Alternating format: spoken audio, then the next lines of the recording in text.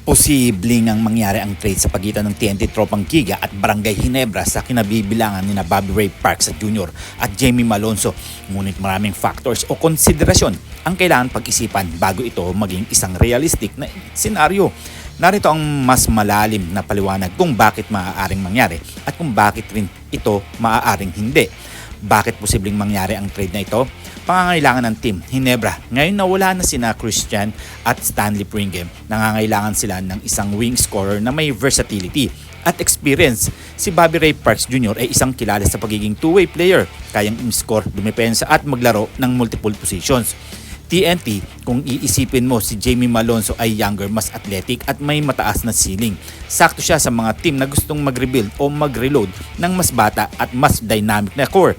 Pwede siyang maging kapalit ni Calvin Oftana kung sakaling may injury or long-term plan sa roster.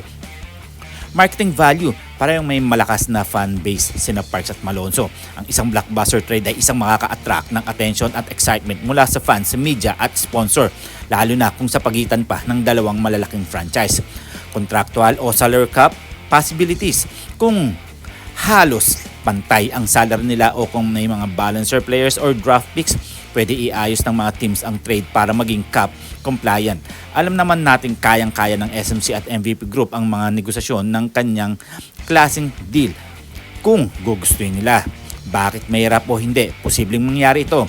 Team identity at fit. Ginebra values chemistry, loyalty at system fit.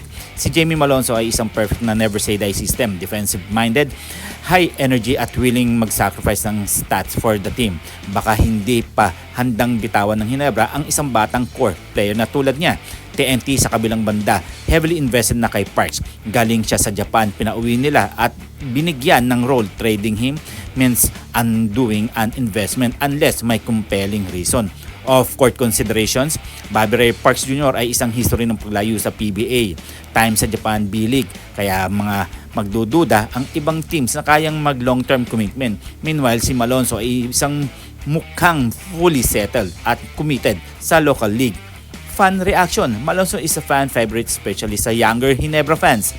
Ang pagkawala niya ay maaaring magdulot ng backlash kung hindi maipapaliwanag ng maayos ang trade.